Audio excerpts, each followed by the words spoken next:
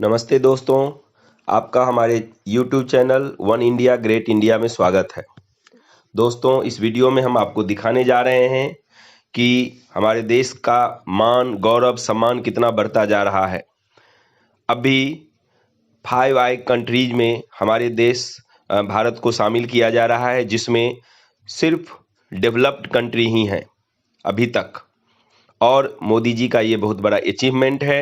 आप normally TV debate में देखते होंगे कि विरोधी कांग्रेस वाले या दूसरे विरोधी पक्ष के लोग हमेशा पूछते हैं, मोदी जी ने क्या किया, मोदी जी ने क्या किया, देश को डुबा दिया, बहुत बुरी हालत में देश चला गया।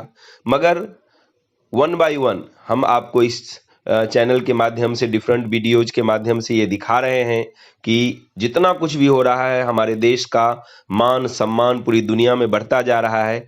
All these things are the achievements of our country due to prime minister Narendra Modi. अमेरिकी कांग्रेस जो है वो इस चीज पे सोच रही है कि भारत को 5 आइज इंटेलिजेंस अलायंस में लाया जाएगा। अब देखिए कि इसमें जो आर्म्ड सर्विसेज कमेटी है वो ये कह रही है अमेरिका की कि उनको वो ये समझते हैं, और जो कमेटी में प्रपोजल आए हैं उसमें ये कहा गया है कि ये फाइंड आउट करें कि भारत की जो अहमियत है वो कितनी हो सकती है इस 5 आइज इंटेलिजेंस अलायंस में।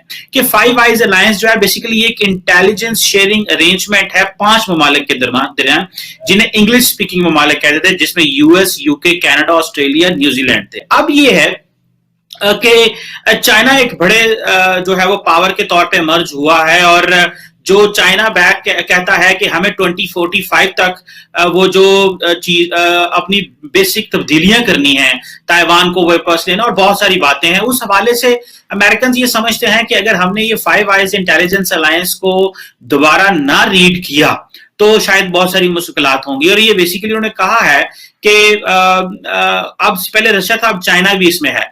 अब मजे की बात यह है कि जो चीजें समझने की हैं, इंडिया की अहमियत थोड़ी डिफरेंट है अमेरिका के अंदर। अमेरिकन परेशान है इस हवाले से कि जितनी ज्यादा ऑटोनॉमी इंडिया एंजॉय करता है, और वो किस तरह ऑटोनॉमी एंजॉय करता है, क्योंकि इंडिया ही है जो रशिया से जो तकरीबन 5.43 बिलियन डॉलर का जो S-400 ले रहा है। अब ये जो है ये अमेरिका के लिए बहुत बड़ा प्रॉब्लम है। अब देखें कि जो प्रीवियस एडमिनिस्ट्रेशन थी डोनाल्ड ट्रंप की और बराक ओबामा की, उन्होंने अमेरिका के साथ उन्होंने इंडिया के साथ 3 बड़े मुआहदे, जिसे आप फाउंडेशनल डिफेंस पैक्ट्स के वो साइन किए थे, जिनमें एक logistic exchange memorandum of agreement था, फिर एक communication compatibility and security agreement था, और एक basic exchange and cooperation agreement था। ये बेसिकली इंडिया और अमेरिका के दरमियान ये जो एक लेवल ऑफ कोऑपरेशन डेवलप हुआ है, अब उसको ये नेक्स्ट लेवल पे लेके जाना चाहते हैं। और उनके लिए मसला ये है कि इंडिया को किस तरह डील किया जाए। इंडिया अपनी ऑटोनॉमी भी रखना चाहता है और इंडिया को वो इसमें लेना भी चाहते हैं। अब आप इमेजिन करें कि किस तरह इंडिया को अवार्ड दिया जा रहा है, इंडिया को नवाजा जा रहा है और तुर्की को पनिशमेंट दी जा रही है। अमेरिकन के अगर आप डबल स्टैंडर्ड इसी में देख लें कि एक तरफ वो कह रहे हैं कि जी हमने चाइना टर्की को पनिश करना है, उनके ऊपर सैंक्शन लगानी है क्योंकि वो रशिया से S-400 ले रहा है, और दूसरी तरफ वो कह रहे हैं कि अगर इंडिया S-400 ले रहा है तो कोई बात नहीं, इसको हम छोड़ देते हैं, इस पे हम बात ही नहीं करते, ये हम वेवर दे दें। ये अमेरिकन कांग्रेस के लोग कह रहे हैं। और जो वैंडी शर्मा आई थी, उन्होंने बड़े एक दरमियानी सी टोन में बात की थी S-400 के हवाले से कि इंडिया को नहीं लेना चाहिए।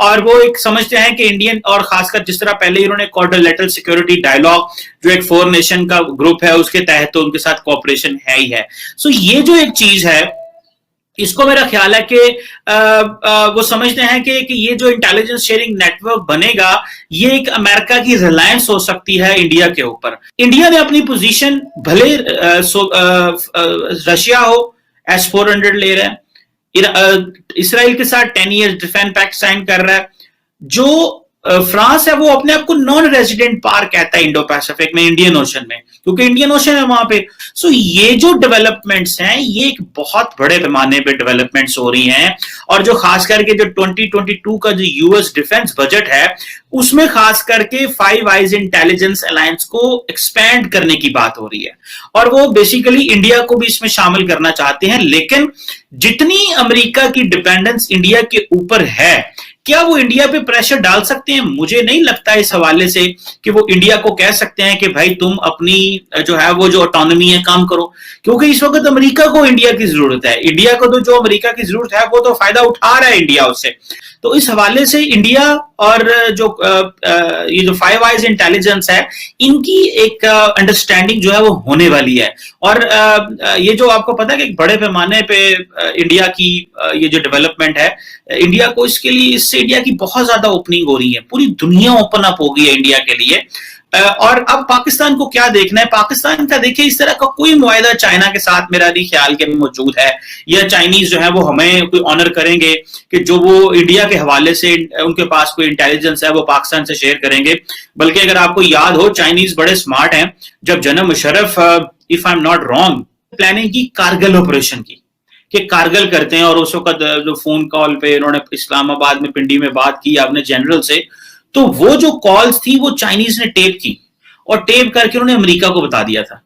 ठीक है, या शायद इंडियंस के साथ भी शेयर कर दिया, लेकिन प्राइमरली उन्होंने अमेरिका को बता दिया था चाइनीज ने कि पाकिस्तान ये करने वाला है, क्योंकि उनको पता था अगर ये को पाकिस्तान एडवेंचरिज्म करेगा तो ये हमारे खाते ही पड़नी है, इन्होंने बाद में हमसे ही पूछना है, तो ऐसे करें कि आप पहले ही पाकिस्तान पे प्रेशर डाल दें। तो वो जो चीज थी वो लीक हो गई जनरल मुशर्रफ की, ये कहा जाता है। तो आप क्या समझते हैं, ये लाइंस ड्रॉ हो गई हैं कि हम चाइनीज ब्लॉक में रहेंगे, इंडिया अमेरिकन ब्लॉक में रहेगा, या कि अगर अमेरिका ने हमें बिल्ड बैक बेटर वर्ल्ड, जो कि तकरीबन $40 ट्रिलियन का प्लान है, अगर उन्होंने हमें कुछ शो ऑफ किया, हमें कोई इन्वेस्टमेंट शो ऑफ की, तो हम दोबारा अमेरिका के साथ इंगेज हो सकते हैं। आपने हालात इंडिया के साथ भी खराब कर लिए, अमेरिका के साथ भी खराब कर लिए, और चाइना आपने कहा कि हमारे तो हिमालय से ऊपर है, सारा कुछ ठीक हो गया। अब जब इन्होंने राइट ऑफ आपको कर दिया, हालात पाकिस्तान के अमेरिका के साथ बेहतर हो सकते हैं अगर आप राइट कार्ड खेलें, आप सीरियस हो, आप पाकिस्तान के लिए सीरियस हो, आप इंटरेस्टेड हो, तो आपके हालात 2024 तक नॉर्मलाइज हो सकते हैं।